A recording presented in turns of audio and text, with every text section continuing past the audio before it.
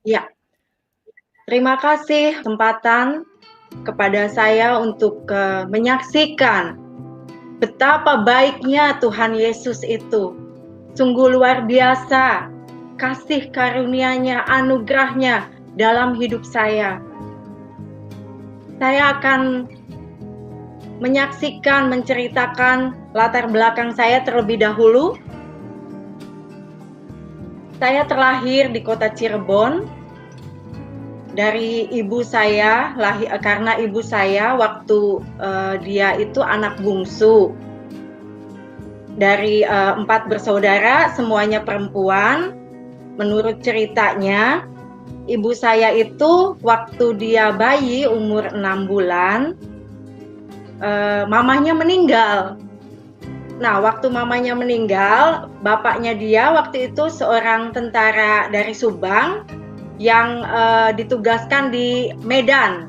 Jadi menurut ceritanya tante uak saya, ibu saya itu anak bungsu dari 4 bersaudara. Waktu umur 6 bulan mamahnya meninggal, dibawalah sama bapaknya dari Medan itu ke Cirebon. Nah, di Cirebon itu dia diangkat anak sama orang Cirebon yang masih saudaranya. Nah, itu yang saya kenal sebagai kakek dan nenek saya, orang Cirebon. Sedangkan bapak saya itu aslinya orang Tasikmalaya. Dia kerja setiap dia itu sama kakek saya dari bapak dan ya, itu mereka jualan mukena, ngebordir kerjanya, bikin-bikin mukena, bikin-bikin busana muslim, kayak begitu. Dan mereka itu kalau pas dari Tasik ke Cirebon itu ngekos, nginepnya di rumah kakek saya yang dari ibu. Jadi ibu dan bapak saya di situ ketemu, mereka saling jatuh cinta dan mereka menikah. Nah, karena karena mereka sudah menikah itu karena ibu saya kan anak, ya dikatakanlah anak satu-satunya, walaupun dia 3 bersaudara yang lainnya tuh udah dewasa. Jadi kakak-kakaknya dia itu uak-uak saya tuh udah pada dewasa, jadi udah pada keluar rumah kerja. Ibu saya itu benar-benar diangkat anak sama orang Cirebon ini kayak anak satu-satunya gitu. Jadi saya itu di situ orang tua saya menikah, dan sesudah menikah pun kakek dan nenek saya bilang udah tinggal aja di sini, kan rumah besar, apalagi kamu anak satu-satunya, udah di sini aja tinggalnya di Cirebon ya. Jadi lahirlah saya sebagai anak tertua dari 7 bersaudara. Tapi pada saat saya itu, waktu saya kecil, saya itu lebih dekat sama kakek dan nenek saya karena mereka sangat sayang sekali sama saya. Saya sebagai anak pertama, tapi saya tuh dimanja gitu. Mereka, saya tuh nggak boleh ngerjain pekerjaan rumah sama nenek sama abah, sangat disayang. Nah, waktu saya sekolah di Cirebon, kakek saya juga bilang, udah kamu mah kakek masukin sekolah swasta aja, sekolah yang lebih baik lah begitu menurutnya, pendidikannya lebih tinggi dan bayarnya lebih mahal. Tapi karena kakek yang bayarin, jadi saya masuk ke sekolah swasta. Nah, di sekolah swasta itu juga puji Tuhan waktu itu ya saya termasuk anak yang cukup cerdas, cukup pintar di sekolah. Nah, seiring berjalannya waktu itu kakek saya dia banyak rumah, dia juga ya orang banyak segan sama dia, sebab di samping dia seorang pemeluk agama Islam yang soleh, yang rajin beribadah, dia juga banyak muridnya, karena orang Cirebon kan terkenal dengan memiliki ilmu-ilmu gitu. Jadi kakek saya tuh banyak orang datang ke rumah untuk minta diobatin sama kakek saya. Jadi dia tuh jadi panutan juga gitu ya. Menurut kebanyakan orang Muslim di kota Cirebon, terutama sewaktu saya kecil, mereka memeluk agama Islam, tapi mereka juga melakukan aktivitas-aktivitas tradisi dan juga kayak okultisme gitu ya, kuasa-kuasa ya katanya ilmunya ilmu putih gitu. Nah, itulah latar belakang saya digembleng dari keluarga Islam, yang harus juga kakek saya menggembleng saya sendiri, harus sholat 5 waktu. Kalau bulan Ramadan berpuasa, melakukan taraweh. Kalau misalnya saya juga harus belajar ngaji. Jadi kalau kakek saya yang dari Tasik datang gantian, dia yang ngajarin saya ngaji gitu. Nah, pada saat umur saya 10 tahun, waktu itu saya tuh sebagai anak, karakter saya anak yang nurut gitu. Saya anaknya sangat bisa dibilangin. Jadi kalau misalnya itu ayo, kalau orang Sunda mah bilangnya neng, kalau orang Cirebon mah bilangnya enok. Nok, kalau pagi-pagi tuh bangun sholat subuh gitu. Jadi saya bangun sholat subuh dan saya lakukan itu dengan nurut gitu. Dengan kayaknya menurut saya tuh keyakinan yang paling benar. Jadi saya disayang sama keluarga, sama kakek. Jadi saya mau nurut sama dia gitu. Jadi saya melakukan sholat subuh. Terus kalau misalnya itu sekolah, sholat, belajarlah sebagai anak. Mulai umur saya ingat, mulai sekolah SD terutama, saya udah mulai digembleng untuk sholat 5 waktu. Kalau bulan puasa Ramadan saya juga berpuasa. Kalau misal melakukan taraweh. Nah, terus juga kalau misalnya saya ada perlombaan di sekolah, saya selalu bilang sama Abah, saya besok ada perlombaan ke sekolah atau ada ulangan. Abah selalu bilang, ya udah nanti malam kamu sholat tahajud ya, gitu. Kamu minta supaya kamu menang. Dan itu juga saya lakukan. Dan saya pernah juara matematika di 1 SD Kota Madia Cirebon waktu itu. Nah, umur 10 tahun, saking saya tuh anaknya pengen ngebanggain orang tua, pengen ngebanggain keluarga, saya tuh seneng belajar gitu. Nah, terus umur 10 tahun, saya juga sering dari SD itu kalau misalnya mulai sholat maghrib sampai sholat isya, saya adanya di masjid gitu. Terus sudah itu diadakanlah perlombaan MTQ waktu itu. Umur 10-11 tahun saya menang juara MTQ. Nah, saya tuh bangga, aduh jadi orang Islam, bangga banget. Karena waktu itu saya pikir agama yang paling benar, sholat, amal, ibadah.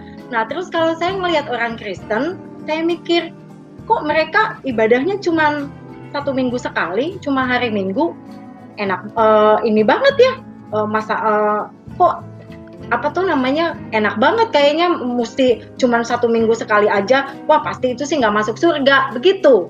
Saya punya pemikiran pada orang Kristen, dan saya tuh paling nggak suka sama orang Kristen karena saya cuma pikir udah ibadahnya cuma seminggu sekali, cuma nyanyi-nyanyi, pakai pakaian bagus lagi, wah kafir gitu kan.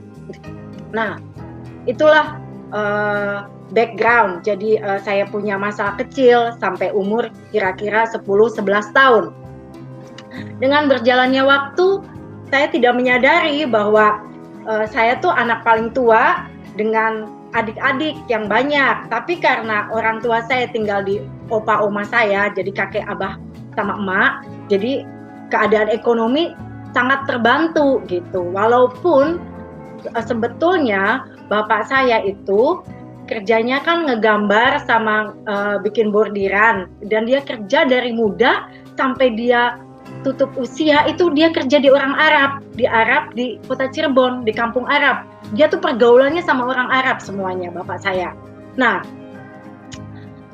bapak saya tuh orangnya sangat-sangat sayang, tapi dia tidak menunjukkan sayangnya ke saya. Jadi dia tuh pendiam, orangnya sangat pendiam, tapi saya tidak kehilangan itu pada saat itu. Saya tidak memerlukan gitu, karena saya dapat kasih sayang dari abah sama emak saya gitu. Nah, pada umur saya sekitar 11 tahun, abah saya jatuh. Dia jatuh, terus saya pikir jatuhnya itu cuman biasa, tapi ternyata akibat dia jatuh itu efeknya sangat luar biasa ke perekonomian keluarga, karena semenjak saat itu kakek saya jadi tidak bisa berjalan, kencingnya nanah sama darah, terus dia juga jadi sebagai orang yang tadinya diseganin, yang ibadahnya kuat, dia cuman tergeletak di tempat tidur tanpa daya. Saya sebagai seorang cucu kesayangan yang disayang sama dia, sedih ngelihat dia begitu. Tapi kemudian saya juga nggak bisa bikin apa-apa karena umur saya waktu itu baru 11 tahun. Nah, sedikit demi sedikit kami harus menjual apa yang kakek saya punya, tanah, rumah, semua yang ada. Karena kakek saya butuh biaya yang sangat banyak, keluar masuk rumah sakit, berobat jalan, ini itu. Dan bapak saya, sementara bapak saya anaknya 7, nggak punya pemasukan lebih. Itu saya kerja, itu pendapatan saya ya udah gitu. Jadi akhirnya ibu saya tuh yang di situ yang saya lihat akhirnya muter otak untuk bisa menghidupin keluarga, anak-anak yang begitu banyak, udah pada sekolah, dan juga udah nggak ada usaha lagi, kakek saya udah butuh biaya banyak dan sakit. Akhirnya justru waktu kakek saya sakit itu justru yang tidak diduga-duga nenek saya dulu yang meninggal. Dia meninggal karena serangan jantung waktu itu. Nah, nenek saya meninggal, kakek saya sakit keras, terus keadaan ekonomi udah mulai goncang gitu. Nah, umur kira-kira 11 tahun itu mau 12 tahun, itu kelas SD kelas 6 ya, udah mau lulusan. Ibu saya udah bilang sama saya begini, "Nok, udah ya, kamu nggak usah terusin sekolah lagi, karena kita nggak bisa biayain," katanya gitu. "Sebab semuanya udah habis, gitu. Tinggal rumah nih," katanya gitu. "Ini juga harus dijual. Kita nggak bisa lah biayain kamu sekolah. Kamu anak yang paling gede, udah kamu mendingan bantu kita untuk biayain adik-adik gitu, biayain keluarga kita gitu." Nah, jadi sebagai anak yang tadinya saya tuh riang, yang selalu positif, yang pikir, kakek saya selalu bilang, "Kamu harus sekolah sampai kapanpun, kakek akan biayain kamu," gitu. "Kejar cita-cita kamu." Nah, terus tiba-tiba keadaannya 360 derajat berbalik. Udah nggak ada harapan lagi untuk nerusin sekolah, mimpi saya udah hilang. Saya mesti stop sampai SD aja gitu. Aduh, sedih banget waktu itu. Cita-cita saya pikir, aduh mau kerja apa? Cuman ijazahnya cuma SD gitu kan. Pupuslah harapan saya untuk nerusin sekolah atau untuk ngejar cita-cita saya waktu itu. Nah, terus kemudian saya punya wali kelas. Wali kelasnya itu ya masih bujangan. Jadi waktu itu dia keponakannya yang punya sekolahan waktu itu. Nah, wali kelasnya ini mungkin lihat saya tuh nilainya bagus gitu. Terus dia bilang ke saya, "Aisyah, kenapa kamu nggak terusin sekolahnya?" Saya bilang, "Pak, nggak bisa. Ibu saya butuh saya untuk tolongin keluarga. Udah, nanti saya ngomong ke orang tua kamu ya, supaya kamu nanti diterusin sekolahnya, saya yang bayarin, semuanya saya bayar," katanya gitu. Terus saya bilang, "Ya Bapak coba aja ke orang tua saya," tapi saya sih nggak enak.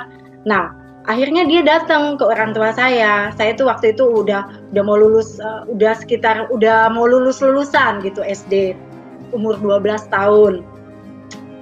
Guru saya ini datang ke orang tua saya, dia minta, katanya, "Udah Bu, kasihan si Aisyah tuh diterusin aja sekolahnya, dia punya name bagus, dia tuh bisa lah ngelanjutin sekolah, kasihan kalau dia nggak diterusin," katanya gitu.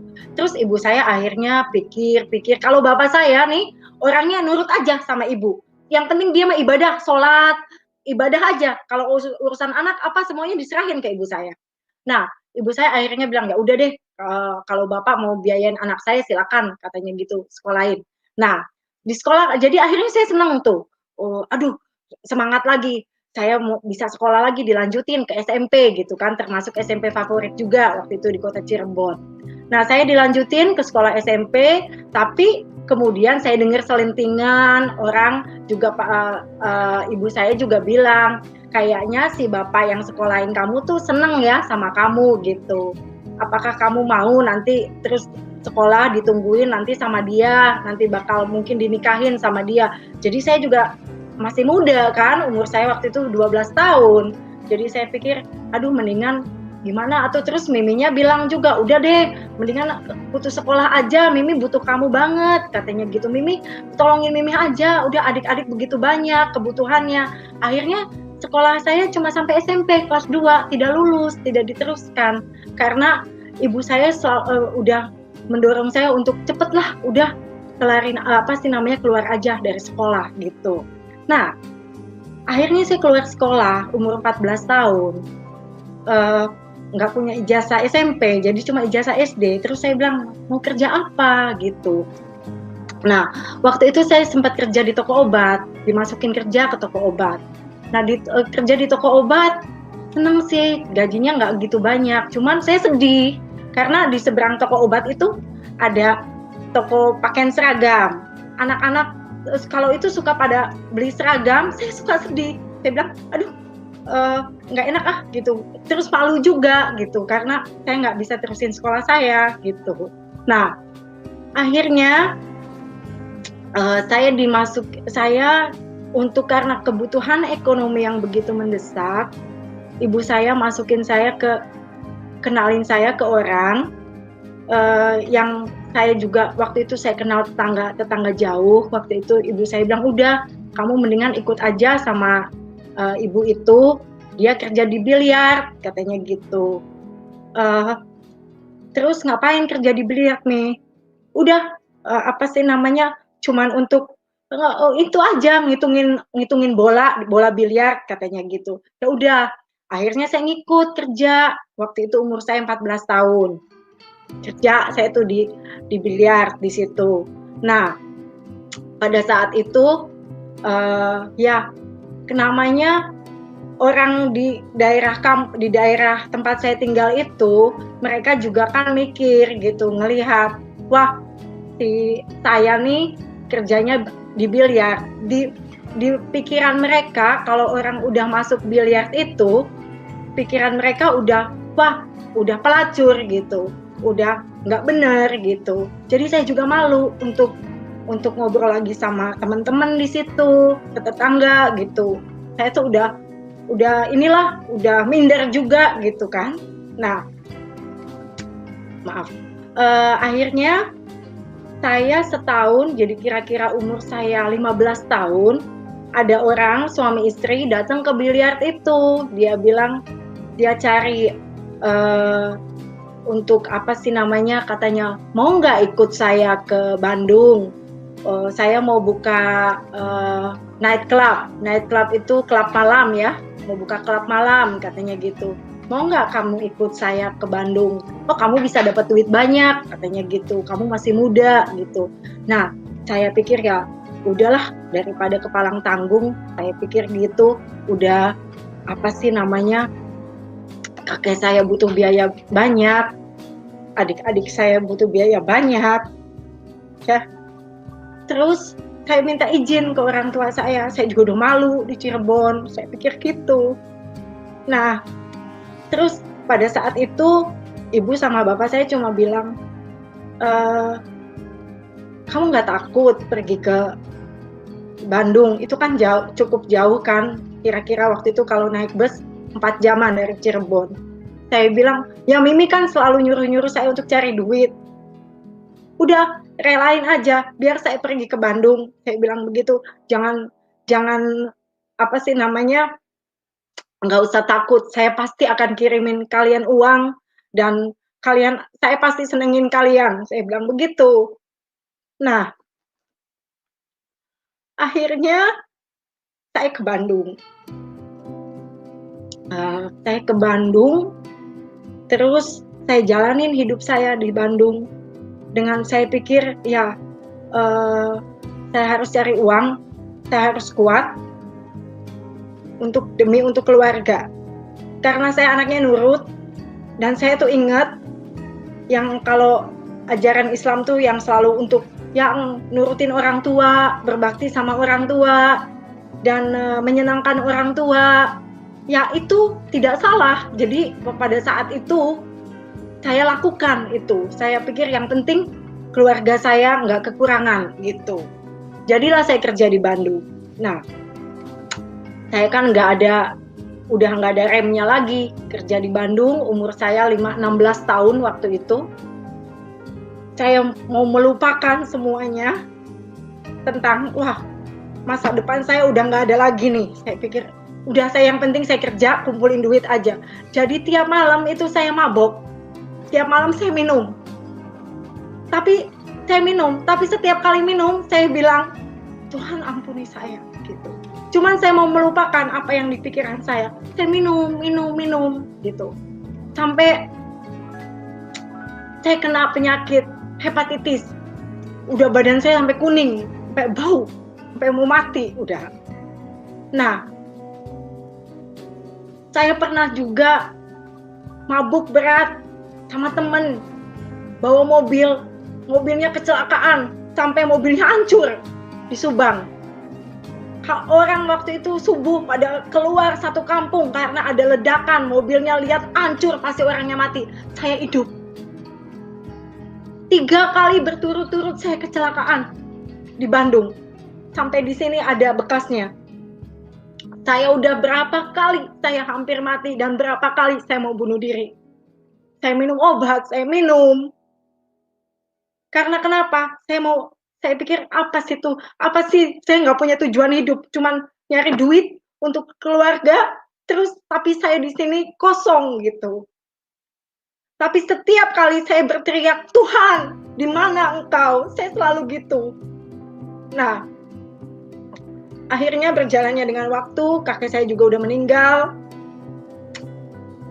Keluarga saya pindah ke Bandung semuanya. Waktu itu, terus ibu saya juga selalu bilang, udahlah kamu mah nggak usah nikah, adiknya banyak. Jadi bener-bener saya tuh sebagai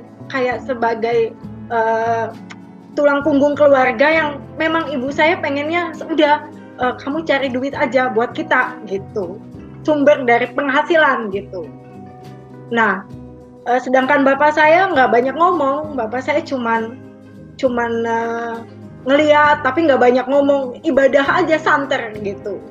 Nah, terus waktu saya sudah kecelakaan berkali-kali, saya udah mau bunuh diri, udah silet-silet di sini semua. Saya pikir, tapi nanti saya kalau mati saya kemana ya? Saya tanya, kalau saya mati saya kemana? Apakah amal ibadah saya itu cukup untuk nutupin dosa saya? Walaupun saya udah berikan semuanya buat orang tua saya. Itu kan? Nah, satu malam saya kerja, ada satu perusahaan, dia bawa tamu. Nah, tamunya ini orang Belanda. Tapi saya nggak tahu orang Belanda karena dia mukanya muka orang Indonesia, muka Chinese. Nah, saya dikenalin, ngobrol. Akhirnya ini orang bilang, kamu kan masih muda, kamu nggak mau sekolah? Dia tanya gitu ke saya. Saya bilang, enggak lah, saya udah jadi tulang punggung keluarga, saya mau senengin orang tua aja. Saya cuma bilang begitu. Terus saya juga pikir, dalam pikiran saya tuh, gak ada laki-laki yang mau ngawinin saya waktu itu. Karena kenapa? Wow, udah hancur-hancuran hidup saya. Terus sesudah itu dia bilang, mulai saat ini kamu jangan kerja lagi ya. Dia bilang begitu. Udah kamu tinggal di tempat kos kamu atau ke orang tua kamu, saya bayarin. Dia bilang gitu. Terus saya bilang, tapi nggak bisa, adik-adik saya banyak. Saya bilang begitu. Terus dia bilang, enggak, udah, jangan kerja lagi. Dia bilang gitu. Terus semenjak saat itu dia itu orang yang dari Belanda lagi kerja di Indonesia. Dia kerja di Indonesia. Nah, waktu dia kerja di Indonesia itu dia ketemu, jadi kita ketemu gitu. Kalau misalnya dia lagi bikin pakaian di pabrik kan. Nah, semenjak saat pertemuan itu dengan dia, saya nggak boleh kerja lagi.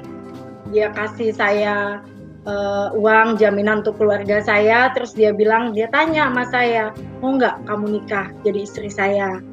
Terus saya bilang, beneran nih ada orang mau nikahin saya gitu kan.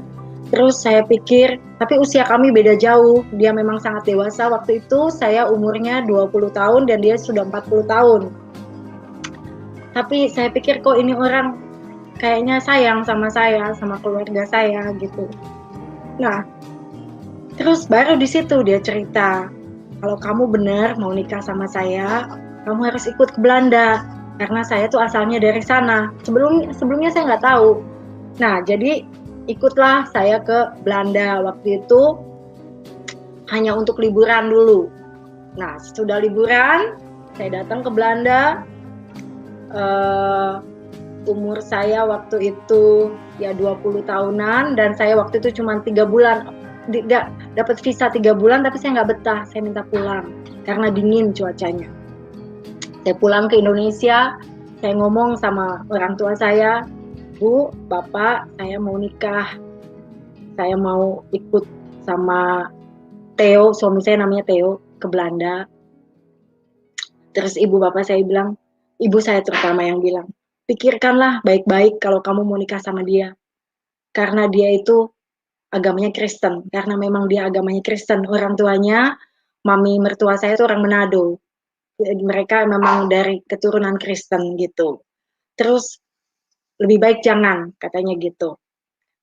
Tapi saya bilang, ini hidup saya mesti, saya mau sekarang mau pikirin hidup saya, mau pilih hidup saya.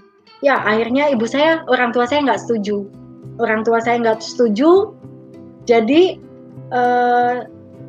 Theo yang suami saya ini, dia nyusul saya ke Indonesia, dia bawa saya ke Belanda. Saya ke Belanda tanpa disetujui orang tua saya.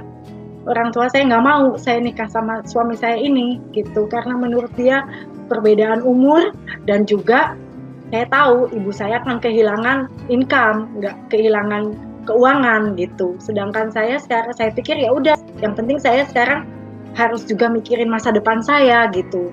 Saya akhirnya ikut ke Belanda. Berjalannya dengan waktu, saya juga ngomong sama Theo, sama suami saya ini. Saya bilang saya mau nikah sama kamu, tapi saya nggak mau masuk Kristen. Terus si Theo-nya juga bilang sama saya, oke, kalau kamu nggak mau masuk Kristen, saya juga nggak mau masuk Islam. Jadi kita nikah ke catatan sipil aja, gitu. Agama kita masing-masing ya, dia bilang begitu. Jadi kami menikah di catatan sipil di Belanda dengan agama kami masing-masing. Dia Kristen, saya Islam, gitu. Nah, saya masih waktu itu tahun 94 saya ke Belanda pertama kali. Nah, tahun 96 saya menikah di Belanda. Tahun 96 kami menikah, terus saya mulai, ya saya nggak banyak teman di sini, saya nggak ada saudara di sini. Saya juga waktu itu masih tinggal di mertua dan cuaca yang dingin, bahasa yang tidak dimengerti, semuanya serba baru buat saya. Dan itu satu pergumulan. Yang lain lagi karena saya pun udah ya kalau kontak ke Indonesia mereka juga sepertinya sangat dingin gitu.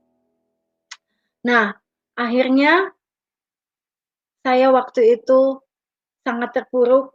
Saya bilang, aduh saya nggak tahu mau gimana.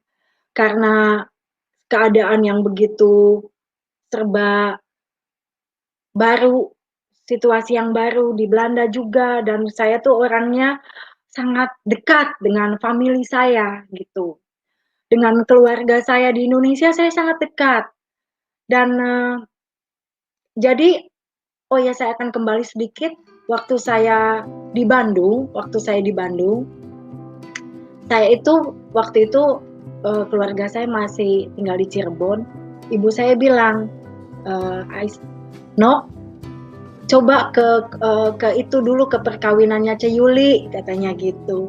Ce Yuli itu sepupu saya, Yuli namanya, sepupu saya di Cirebon. Waktu kami kecil di Cirebon, kami tuh sangat dekat. Saya tuh anggap dia sebagai kakak saya. Mamanya dia sama ibu saya tuh kakak adik. Nah, Yuli ini sama saya tuh selalu sama-sama dari kecil. Dibeliin baju sama, dijahitin baju sama gitu. kita ke masjid sama-sama, ngaji sama-sama gitu. Terus kita sangat dekat hubungan kita.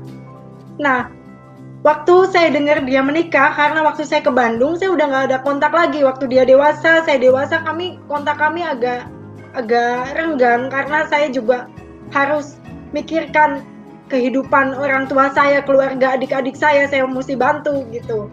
Akhirnya saya dengar dari ibu saya, Yuli nikah, katanya kamu ke pernikahannya Yuli ya, datang dari Bandung. Oke, saya datang ke Cirebon. Nah, waktu saya datang ke Cirebon ke pernikahannya Yuli itu, saya kecewa sama Yuli karena Yulinya waktu itu menikah dengan orang Kristen dan dia sudah masuk Kristen waktu itu. Jadi saya sempat marah, saya sempat kecewa sama dia. Saya sampai bilang, emang dikasih apa sih sampai masuk Kristen? Emang dijanjiin apa sih sampai masuk Kristen? Kan kita dulu pernah janji, kalau apapun yang terjadi iman kita tetap kuat. Saya bilang begitu sama dia. Terus Yuli cuma bilang, kamu nggak ngerti, Cece doain kamu, katanya gitu. Udah deh, abis itu saya pulang lagi ke Bandung, saya nggak ada kontak lagi tuh sama dia. Dan kalau misalnya itu juga saya bilang sama ibu saya, udahlah jangan kontak-kontak lagi, udah pada jadi Kristen. Saya bilang begitu. Nah, kembali saya di Belanda. Waktu di Belanda keadaan saya sangat tidak saya tidak bahagia waktu itu. Karena saya kangen sama keluarga saya juga. Pengen pulang juga gitu. Nah, waktu itu saya hamil anak saya yang pertama. Pergaulan saya di sini cari orang Islam. Di Belanda juga saya cari orang Islam waktu itu pergaulan saya. Terus saya dikasih Al-Quran waktu itu. Waktu itu suami saya masih punya restoran, ada yang kerja di dapur, Ibu Suci namanya, saya masih ingat. Bu, punya Al-Quran nggak? Saya bilang gitu. Ada, katanya mau. Ya udah sini mau, saya bilang gitu. Saya baca Al-Quran. Saya baca Al-Quran, saya pikir saya mau tenang nih. Kalau baca Al-Quran mungkin jadi tenang, saya bilang begitu. Saya pikir begitu. Nah, saya bawa Al-Qurannya dari si ibu itu.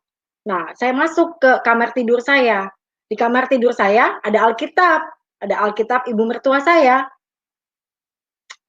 Terus saya lihat Alkitab, lihat Al-Quran.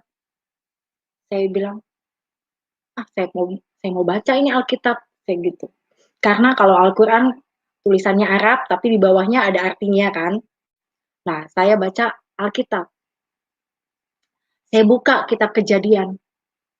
Saya buka kitab Kejadian di bagian di mana yang pada saat itu Tuhan menjadikan langit dan bumi, terus ada Adam, ada Eva ya. Terus tiba-tiba waktu itu saya ingat banget ke kitab Kejadian tentang Abraham. Di situ saya membaca Abraham membawa Ishak untuk dikorbankan. Saya kaget. Saya bilang, loh, kok Abraham membawa Ishak yang dikorbankan? Bukannya Ismail yang dikorbankan? Saya mikir, saya bandingin. Mana yang benar? Saya bilang, saya selama ini diajarin tentang pengorbanan Nabi Ibrahim mengorbankan Ismail. Makanya ada hari raya Idul Adha, haji gitu kan. Terus saya pikir kok sekarang malah jadi Abraham mengorbankan Ishak. Saya pikir siapa yang benar ini? Nah, saya merenung, saya bergolak, saya pikir Tuhan, siapa ini yang dikorbankan? Saya bilang begitu. Terus, tapi sementara itu sebelum kejadian itu, saya itu sering masuk juga suami saya ke gereja. Tapi kalau ke gereja dia suka tanya, kamu mau ikut nggak? Saya bilang nggak, saya di rumah aja. Tapi satu saat saya pikir daripada di rumah sendirian ikut aja lah ke gereja. Tapi setiap kali ke gereja, batin saya juga rasa bersalah gitu. Aduh ya Allah, ampunin saya ini udah masuk ke gereja, udah dosanya udah kebangetan gitu. Terus Tapi saya juga nggak mau ikut-ikutan nyanyi, nggak mau ikut-ikutan doa, saya cuman duduk aja gitu sambil sambil baca-baca minta-minta ampun sama sama Allah gitu. Terus akhirnya tiap kali pulang dari gereja, di restoran suami saya dulu tuh atau di rumah ibu mertua saya, mereka nyetel kaset lagu-lagu rohani. Nah, lagu-lagu itu saya hafal, jadi hafal di ingatan saya gitu. Jadi tiap kali itu saya suka nyanyi sendiri gitu. Kasih pasti lemah lembut gitu. Kasih pasti memaafkan. Lagu itu terus yang sering diulang-ulang di setel waktu itu. Nah, kalau saya mulai nyanyi gitu saya bilang, jangan nyanyi ah, nggak boleh gitu kan. Nah, itu sampai akhirnya saya membaca Alkitab, sampai akhirnya saya tertidur. Waktu saya tidur, saya dibangunin oleh cahaya yang sangat terang benderang, dan dari cahaya itu saya dengar dengan jelas satu suara yang mengatakan, "Datanglah, aku mengasihimu." Saya bangun. Waktu saya bangun, saya bilang, "Suara Tuhankah itu? Masa sih Tuhan mengasihi aku? Tuhan tahu nggak apa yang sudah aku buat?" Aku bilang gitu. Saya bilang begitu. Terus saya bilang, "Tuhan, kalau memang Engkau Allah yang benar, kalau memang Engkau Tuhan Yesus, saya mau anak yang saya kandung perempuan, Tuhan. Lahir dengan sehat, Tuhan. Karena saya takut, saya banyak pakai obat, saya minum. Saya takut anak saya cacat," saya bilang. "Saya mau anak saya lahir sehat dan perempuan. Kalau Engkau Tuhan Yesus adalah Tuhan." Karena tidak mudah buat seorang Islam yang diajarkan bahwa Allah itu tidak beranak dan tidak diperanakan. Bagaimana mungkin saya bisa percaya Yesus itu Tuhan, kalau bukan kuasa Tuhan sendiri yang menjelaskan, Roh Kudus menjabarkan. Di situ Tuhan sewaktu semenjak kejadian itu, hati saya jadi kepengen tahu, bener enggak sih Yesus itu Tuhan? Bener enggak sih Yesus itu Tuhan? Sampai akhirnya sesudah mimpi itu saya melihat sinar yang terang. Saya rasa saya nggak mimpi karena waktu itu saya kebangun, saya lihat begitu cahaya yang terang dengan suara yang begitu jelas, "Datanglah, aku mengasihimu." Ada satu ketenangan, ada satu ketenangan di dalam batin saya. Ada pribadi yang mengasihi saya. Nah, semenjak saat itu hari-hari saya sering jalan, waktu itu saya hamil besar, sampai akhir saya terus bilang, "Kalau Tuhan Engkau, Yesus adalah Engkau Tuhan, kasih saya anak perempuan yang sehat." Akhirnya saya melahirkan seorang anak perempuan yang cantik, yang sehat, yang cerdas. Puji Tuhan. Sesudah itu beberapa kali saya menguji Tuhan. Saya tidak langsung percaya, saya beberapa kali menguji. Benarkah Engkau Yesus Tuhan?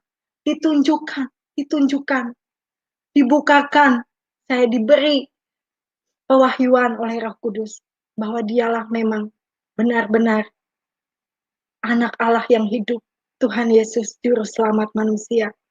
Saya bersujud, saya bilang, "Tuhan, saya nggak mau lari lagi, saya nggak mau keraskan hati saya lagi, saya mau terima Tuhan sebagai Tuhan dan Juru Selamat dalam hidup saya." Dan sampai hari ini, kemudian saya dibaptis, saya menghubungi Ceyuli, saya punya sepupu yang sudah pelayanan waktu itu di gereja di Cirebon, dan oleh kasih karunia Tuhan, saya juga akhirnya dengan suami waktu itu pulang ke Indonesia dengan bayi yang anak saya pertama, anak kami pertama, Rika. Kami ke Indonesia, kami berdua dapat konseling pernikahan, kami berdua dapat konseling untuk dibaptis, akhirnya kami dibaptis dan pernikahan kami diberkati di gereja di Cirebon, dan anak saya juga diserahkan kepada Tuhan. Itu kira-kira 25 tahun yang lalu. Semenjak saat itu, bukan berarti kami hidup tanpa pergumulan. Pergumulan kami banyak, tapi saya punya pengharapan di dalam Yesus.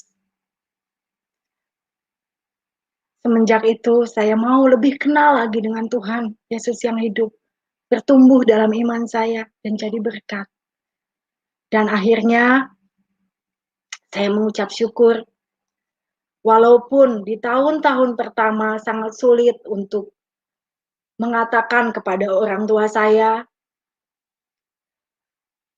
karena semenjak waktu saya masuk Kristen, kalau saya pulang ke Indonesia, bapak saya tuh nggak mau nemuin saya. Kalau misalnya ada, kan karena kita juga banyak teman di Cirebon tuh orang-orang Kristen, jadi saya suka ngundang mereka ke rumah untuk doa gitu.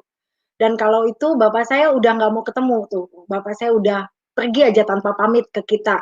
Dia pergi ke Tasik, ke kampung halamannya. Nah, sedangkan saya kan sama suami dengan anak-anak kalau ke Indonesia kan paling untuk 4 minggu. Jadi saya pikir kok saya manggil bapak saya tuh AA. Kok AA tega ya? Ketemu saya nggak setiap tahun. Saya pulang cuma 4 hari, 4 minggu.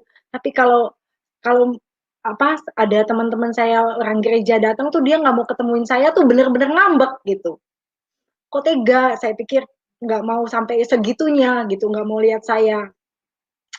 Nah, ibu saya sama tante saya yang masih sampai sekarang juga masih Islam, dia juga bilang waktu itu saya dengar, mungkin si Nok ini, si Aisyah nih hilang ingatan kali. Udah mendingan kita bawa dia mandiin pakai air kembang supaya dia sadar, katanya gitu. Dan berapa kali mereka tuh juga tradisi dan dengan tradisi dan dengan baca macam mantra yang katanya ilmu putih untuk nyadarin saya, mereka tuh udah coba beberapa kali untuk karena kenapa? Saya pernah datang ke rumah ke Indonesia waktu itu, saya bilang sama suami saya begini, "Hayu kita, saya nih rasanya kok nggak damai sejahtera di rumah," saya bilang gitu. "Coba kita kita doa, kita berlutut di hadapan Tuhan. Tuhan kenapa sih? Kayaknya hawanya panas kalau di rumah ibu saya. Waktu itu ibu saya udah pulang lagi ke Cirebon. Pada saat kita doa, tiba-tiba mata saya tuh ditunjukin ke bawahnya tempat tidur. Benar, di bawahnya tempat tidur itu ada buntelan yang diisi bermacam-macam rempah-rempah. Pokoknya ada kuasa kegelapan gitu. Yang ingin supaya membuat kita tuh jadi kepanasan, gak damai sejahtera. Jadi antara saya dengan suami dibikin ribut gitu sama ibu saya. Dan saya lihat di dalam nama Yesus, kami doa, kami patahkan. Dan itu sampai akhirnya ibu saya tuh bilang, saya tuh baru sadar sekarang punya anak seperti kamu. Ibu bangga katanya. Ibu mau ikut Tuhan kamu. Itu. Akhirnya ibu saya juga terima Tuhan Yesus. Dia sudah meninggal sekarang, tapi dia sudah diselamatkan. Dan adik saya yang bungsu, dia juga sudah dibaptis dan dia sudah terima Tuhan Yesus. Adik saya yang laki-laki, tahun lalu dia pernah, waktu saya pulang ke Indonesia, taruh pisau di leher saya. Dia bilang, kembali nggak kamu ke jadi Islam? Kembali nggak daripada kamu masuk neraka? Adik saya yang taruh pisau itu, dia tahun lalu, dia bilang ke saya mau ikut Tuhan kamu. Karena Tuhan kamu tuh luar biasa. Saya nggak tahu kenapa saya pengen ikut Tuhan kamu. Akhirnya saya telepon, saya kontak Ce Yuli ini, sepupu saya. Ce, tolong layanin dia. Dia mau terima Tuhan. Saya di sini jauh. Saya kasih adik saya untuk ke Ce Yuli, untuk doa di sana, untuk terima Tuhan. Akhirnya dia mau terima Tuhan Yesus juga. Dan saya masih ada 2 orang adik perempuan. dan laki yang saya percaya satu orang diselamatkan, seisi rumahnya akan diselamatkan. Itu janji Tuhan. Saya percaya. Saya sangat bangga dengan Tuhan Yesus yang saya sembah, Tuhan yang hidup, Tuhan yang benar, Tuhan yang penuh kasih dan sayang, Tuhan yang menjadikan saya yang tadinya tidak berharga di matanya, Tuhan yang memberikan masa depan, Tuhan yang pegang janji. Terima kasih. Itu kesaksian hidup saya. Semoga menjadi berkat buat setiap yang mendengarnya. Tuhan Yesus berkati. Terima kasih.